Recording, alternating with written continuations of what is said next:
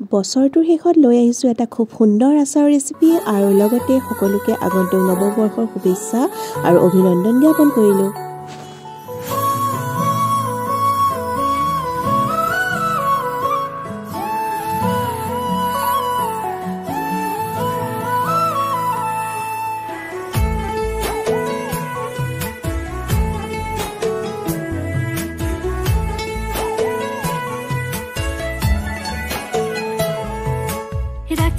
Hello everyone मोर चैनलत पुनर स्वागतम जनाइछु आपनालोक सकलोके निश्चय भाले छले आपनालोकर आमारो भाले बारो मोर बारो चैनेलটো आपनालोके केनेका पाइছে জনাবচোন কমেন্টত কিন্তু আজি মই ব্লগ লৈ আহা নাই আজি মই এটা আচাৰৰ ৰেচিপি লৈ আহিছো খুবেই সোৱাদ ভৰা আৰু একদম কম সময়তে এদিনতে বনাই খাব পৰা এটা আচাৰৰ ৰেচিপি হেবাবে আপোনালোকে ভিডিওটো মোৰ লগত থাকি একদম শেষলৈকে চাওক আৰু কেনেকা পালে শেষত জনাবলৈ নাপাহৰিব কমেন্টত মই মানে কি কৰিছো একদম খুব সহজতে আৰু একদম খুব কম মছলা ব্যৱহাৰ কৰিছো আৰু একদম এদিনতে বনাই খাব পৰা আচাৰ এটা প্ৰস্তুত কৰিছো যেহেতু এতিয়া আমলখি জলফাইৰ বতৰ গতিকে এতিয়া যদি অলপ আচাৰ আমি বনাই সংৰক্ষণ কৰি নথওঁ তেতিয়া হলে আমি গৰমৰ দিনত কেনেকৈ খাম নোহোৱাৰ দিনত নহয় জানো গতিকে এতিয়া আচাৰ বনাই থব লাগে সেই মই আজি আমলখি আচাৰৰ এটা খুব সুন্দৰ ৰেচিপি আপোনালোকৰ বাবে লৈ আহিছো আৰু এটা মই সিক্ৰেট ইনগ্ৰেডিয়েন্টস ব্যৱহাৰ কৰিছো আচাৰটোত কি লুক দিছো আপোনালোকে চাব লাগিব মোৰ লগত মই এটা নকওঁ কিন্তু আপোনালোকক কি ব্যৱহাৰ কৰিছো মই সেইভাবে আচাৰটোত মোৰ কম মছলা লাগিছে আৰু খাবলৈ মানে খুবেই সোৱাদ লগা হৈছে মই এইদৰে বনাও আপোনালোকক এবাৰ মই ৰেচিপিটো দিছো গতিকে আপোনালোকে এই বছৰ আমলখি আচাৰ এইদৰে বনাই খাও আৰু মোৰ লগত শেয়াৰ কৰিব কেনেবা পালে ৰেচিপিটো একদম নাপাহৰিব আৰু শেষত যদি ভাল পায় তেনেহলে মোৰ ৰেচিপিটো প্লিজ শেয়াৰ কৰিব লাইক কৰিব কেনেবা পালে কমেন্ট কৰিব আৰু সকল আজি মোৰ চেনেলত নতুন আহিছে তেওঁলোকে প্লিজ যাওতে মোৰ চেনেলটো সাবস্ক্ৰাইব কৰি থৈ যাবলৈ নাপাহৰিব তলৰ বেল আইকনটো লাহেকৈ প্ৰেছ কৰি দিব আৰু অলটোত ক্লিক কৰি দিব তেতিয়া মোৰ নতুন নতুন ভিডিঅবোৰ একদম দিয়াৰ লগে লগে আপোনালোকৰ ওচৰত একদম প্ৰথমতে আহি যাব গতিকে বলো আগবাঢ়ো বেছি কথা পাতি নাথাকো আৰু আজি মই বনাবলৈ গৈ আছো এটা খুব সহজতে হোৱা আৰু একদম অত্যন্ত টেষ্টি এটা আমলখি আচাৰ আপোনালোকে চাওক ভিডিঅটো মোৰ লগত শেষলৈকে স্কিপ নকৰাকৈ আৰু এয়া মই লৈছো 1.5 কেজি আমলখি আৰু এইখিনি মই ভালদৰে ধুই ললো ধুই পেলাই এতিয়া মই অকমান সময় সিজাই লম আমলখিখিনি আৰু এয়া মই সসপেনত হেভাবে পানী দি দিছো গেছৰ ওপৰত আৰু পানীখিনি অকমান গৰম হোৱাত মই এয়া নিমখ আৰু হালধি দি দিছো যেহেতু মই এদিনতে খাব পৰা আচাৰ প্ৰস্তুত কৰিছো হেবাবে মই নিমখ দি দিছো কাৰণ নিমখ দি সিজালে নিমখখিনি আমলখিৰ ভিতৰত খুব ধুনীয়াকৈ এদিনতে মানে সোমাই যাব আৰু খাবলৈ ভাল লাগিব আচাৰটো আৰু মই হালধি এই কাৰণে দিছো কাৰণ তেতিয়া কালাৰটো ভাল হ'ব আমলখিখিনি আৰু এয়া মই হাতেৰে পিটিকি চেক কৰিছো এইদৰে যেতিয়া আমলখিটো হাতেৰে পিটিকি দিলে ভাঙি যাব তেতিয়া বুজিব লাগিব যে আমাৰ আমলখিখিনি সিজোৱা হৈ গ'ল বেছি একদম সিজিব দিব নালাগে টান টান ভাবটো থাকিব লাগিব তেতিয়া আচাৰটো খাবলৈ ভাল লাগে আৰু বেছিকৈ সিজি গলে কিন্তু বেয়া লাগিব আৰু এতিয়া মই এইখিনি ৰ'দত দি দিছো আমলখিখিনি আৰু যেতিয়ালৈকে পানী শুকাই নাযায় তেতিয়ালৈকে মই আমলখিখিনি ৰ'দত ভালদৰে শুকাবলৈ দিম আৰু যদি কেতিয়াবা ৰ'দ নাথাকে তেতিয়া কি কৰিব লাগে এখন শুকান কাপোৰত মেলি দিব লাগে ধুনীয়াকৈ মেলি পেলাই লাহে লাহে মুছি পেলাই ফেন চলাই দিব লাগে আৰু তেতিয়া ফেনত ধুনীয়াকৈ শুকাই যায় এইদৰে এদিনতে প্ৰস্তুত কৰিব পাৰি এই আমলখি আচাৰ আৰু এতিয়া আমলখিখিনি শুকাই মানে মই মছলাখিনি ৰেডি কৰি লওঁ তাৰ বাবে মই এয়া লৈছো চাখোৱা কাপৰ জুখেৰে গোটা জিৰা আৰু চাখোৱা কাপৰ জুখেৰে মই আধা কাপ লৈছো এয়া গোটা পাঁচফোৰণ শুকান জলকীয়া লৈছো 8-10টা মান নিজৰ সোৱাদ মতে হে আপোনালোকে ল'ব পাৰে আৰু এটুকুৰা লৈছো ক'লা নিমখ আৰু পিছত মই নিমখ আৰু হালধি মিহলাম এতিয়া মই এইখিনি ৰেডি কৰি লওঁ প্ৰথমতে মই শুকান জলকীয়া এটা শুকান তাৱা এখনত এয়া ৰ'ষ্ট কৰি লৈছো মই অকমান এয়া হৈ গ'ল মোৰ এতিয়া মই গোটা জিৰা আৰু পাঁচফোৰণখিনি মই অকমান শুকানে ৰ'ষ্ট কৰি লম আৰু গেছৰ ফ্লেমটো একদম কম হ'ব লাগে এয়া মই অকমান থৈ দিছো পাঁচফোৰণ এইখিনি মই কিয় থৈছো পিছত আপোনালোকে দেখিলে গম পাব চাই থাকক আৰু এইখিনি মই ইয়া থৈ দিছো অকমান বেছি ৰ'ষ্ট কৰিব নালাগে আৰু এইখিনি এতিয়া অকমান ঠাণ্ডা হোৱাত মই মিক্সিত আধা গুৰি কৰি লম আচাৰৰ মছলাটো একদম সম্পূৰ্ণ পাউডাৰৰ নিচিনা গুৰি কৰিব নালাগে অকমান গুটা গুটি থাকিব লাগে তেতিয়া ভাল লাগে খাবলৈ আৰু এয়া হৈ গৈছে মোৰ আচাৰৰ মছলা ৰেডি দেখিছে মই পুৰা গুৰি কৰা নাই, আদা খুন্দা কৰি থৈছোঁ আৰু এয়া শুকান জলকীয়াখিনিও আদা খুন্দা কৰি থৈছোঁ। আৰু এতিয়া মই এয়া ক'লা নিমখ টুকুৰাও এয়া খুন্দনাত খুন্দি ল'লোঁ। আৰু হৈ গ'ল মোৰ আচাৰৰ মছলা ৰেডি। আৰু এতিয়া ইতিমধ্যে মোৰ এয়া আমলখিখিনিও চাওক কি ধুনীয়াকৈ শুকাই গ'ল। আৰু এয়া মই হাতেৰে এইদৰে পিটিকি ল'ম। এতিয়া গোটেই মই আমলখিখিনি এখন প্লেটত এয়া পিটিকি গৈছোঁ। এইদৰে কৰিলে কি হ'ব, আচাৰৰ ভিতৰত মছলাটো খুব ধুনীয়াকৈ সোমাই যাব আৰু আমি একদম লগে লগে বনাই খাব পাৰিম। আৰু এয়া চাওক মই গোটেই আমলখিখিনি এটা এটাকৈ পিটিকি ল'লোঁ। 2-এটা মই থৈছোঁ বাৰু গোটাকৈ, কেতিয়াবা গোটাকৈ খাবও ভাল লাগে। আৰু এতিয়া এইফালে মই গেছত বহাই দিলোঁ কেৰাহী মোৰ গৰম হৈ গৈছে। আৰু এতিয়া মই ডাঙৰ কাপৰ জোখেৰে 2 কাপ দি দিছোঁ এয়া মিঠাতেল। আৰু মিঠাতেলখিনি মই খুব ভালদৰে গৰম হ'বলৈ দিম, নহ'লে গোন্ধ এটা থাকি যায়। আৰু এতিয়া মই ইয়াতে দি দিছোঁ এইকেইটা, মই যিকেইটা গোটা পাঁচফোৰণ আঁতৰাই থৈছিলোঁ সেইকেইটা মই গৰম তেলত ফুটাই লৈছোঁ। এইদৰে যদি তেলত পাঁচফোৰণ দিয়া যায় আচাৰৰ বাবে খুব সুন্দৰ গোন্ধ এটা ওলায়।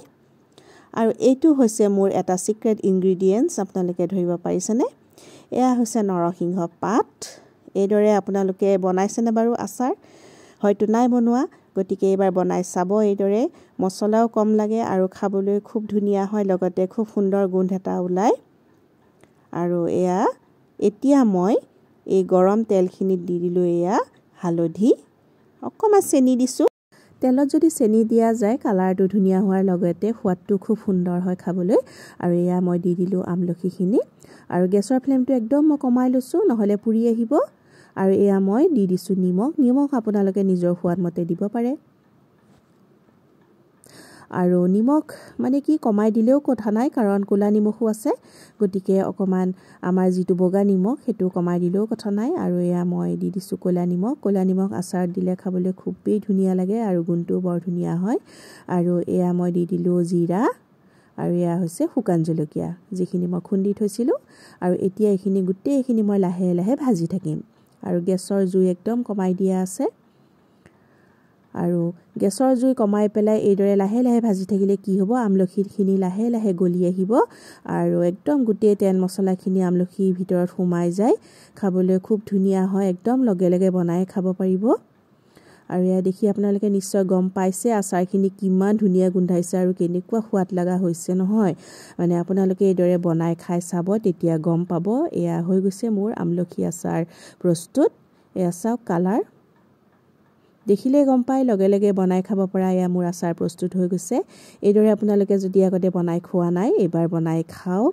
আৰু কেতিয়াও আপোনালোকে অন্য আচাৰৰ ৰেচিপি ট্ৰাই নকৰে, খুবেই ধুনীয়া হয় আৰু একদম সহজ। আৰু দেখিছে মই কিমান কম মছলা ব্যৱহাৰ কৰিছোঁ, মাত্ৰ 2 বিধ মছলা মই ব্যৱহাৰ কৰিছোঁ। আৰু নৰসিংহ দিছোঁ, নৰসিংহই খুব সুন্দৰ এটা গোন্ধ আনিব, সেইবাবে অন্য মছলাৰ ইমান আৰু প্ৰয়োজন নাই। আৰু এতিয়া মই ইয়াত মিহলাম ভিনেগাৰ 3 চামুচ দিছোঁ, সৰু চামুচৰ জোখেৰে। ভিনেগাৰ দিলে মানে আচাৰখিনি ভেকুৰি যোৱাৰ ভয় নাথাকে। আৰু এইখিনি ভালদৰে মই এয়া মিহলাই ল'লোঁ।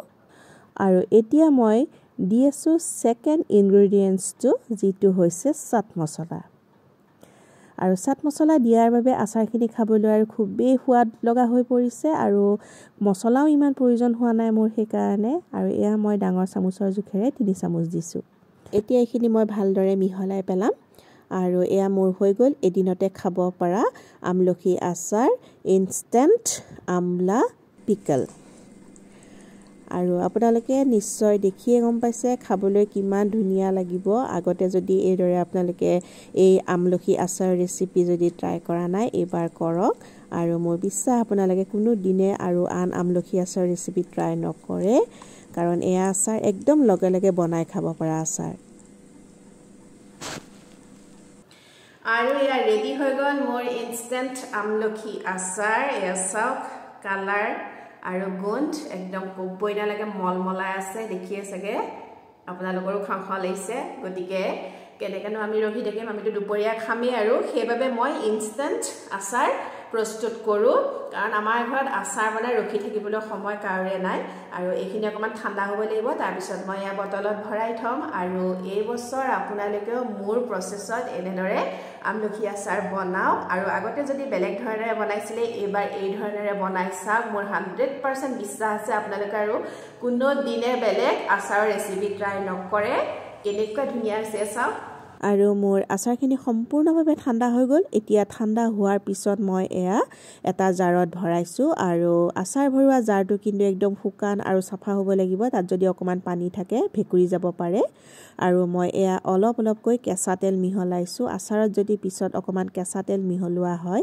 তেনেহ'লে গুণটো খুব ধুনীয়া আহে আৰু খাবলৈও ভাল লাগে মই আচাৰত সদায় পিছত অকণমান কেঁচা তেল মিহলাই দিওঁ আৰু এয়া চাওক একদম জোখৰ মোৰ এবটল হৈছে এয়া আৰু দেখি অনুমান কৰিব পাৰিছে চাগে কিমান ধুনীয়া হৈছে মোৰ এই আমলখি আচাৰটো আৰু এয়া মই এইখিনি বটলত ভৰালোঁ এয়া চাওক কালাৰটো কেনেকুৱা ধুনীয়া হৈছে এয়া আমলখি আচাৰ আৰু এইখিনি মই ৰ'দত দি থাকিম খাবলৈ পৰাটো হৈয়ে গৈছে আজি কিন্তু আচাৰ যিমানে ৰ'দত দিয়া যায় আৰু পুৰণা হয় যিমান খাবলৈ তিমানেই সোৱাদ লগা হৈ আহে আৰু আচাৰ ৰ'দত দিলে সদায় মনত ৰাখিব কেতিয়াও ঢাকোন মাৰি পেলাই আচাৰ ৰ'দত নিদিব তেতিয়া ইয়াত মানে যিটো গাপ উঠিবলৈ পানী গোট খাই সেই পানীটো আচাৰত পৰে আৰু পৰি পেলাই তেতিয়া ভেঁকুৰ লাগিব পাৰে গতিকে আচাৰ সদায় খুলি পেলাই ঢাকোনখন খুলি পেলাই ৰ'দত দিব আৰু যেতিয়া ঠাণ্ডা হ'ব তেতিয়াহে ভিতৰলৈ আনি পেলাই ঠাণ্ডা হোৱাৰ পিছতহে ঢাকোনখন মাৰি থ'ব গতিকে এইটো আমি সদায় মনত ৰাখিব লাগে আৰু মই আজি এয়া প্ৰস্তুত কৰি দেখুৱালোঁ আপোনালোকক একদম কম মছলা আৰু কম সময়ত এদিনতে বনাই খাব পৰা এটা আমলখি আচাৰ এইটো আৰু আপোনালোকে যদি ভাল পালে আজি মোৰ আচাৰ ৰেচিপিটো তেনেহ'লে শ্বেয়াৰ কৰিবলৈ নাপাহৰিব লাইক কৰিব কমেন্ট কৰিব কেনেকুৱা পালে আজি মোৰ আমলখি আচাৰ ৰেচিপিটো আপোনালোকে এই বছৰ বনাই চাওক আৰু আগতে যদি বেলেগ ধৰণেৰে বনাইছিলে এবাৰ মোৰ প্ৰচেছত বনাই চাওক খুবেই ধুনীয়া এটা আমলখি আচাৰৰ ৰেচিপি আৰু যিসকল আজি মোৰ চেনেলত নতুন আহিছে তেওঁলোকে যোৱাৰ আগতে মোৰ চেনেলটো সাবস্ক্ৰাইব কৰি যাবলৈ নাপাহৰিব তলৰ বেল আইকনটো লাহেকৈ প্ৰেছ কৰি দিব আৰু অলটো ক্লিক কৰি দিব তেতিয়া মই নতুন নতুন ভিডিঅ'বোৰ আপোনালোকলৈ একদম প্ৰথমতে আহি যাব গতিকে নাপাহৰিব আৰু অশেষ ধন্যবাদ শেষলৈকে মোৰ যদি ৰেচিপিটো চাইছে আপোনালোকে মোৰ ভিডিঅ'টো আকৌ আহিম মই নতুন কিবা কিবি লৈ পেলাই গতিকে আজিলৈ ইমানতে সামৰিছো সকলো ভালে থাকক আকৌ লগ পাম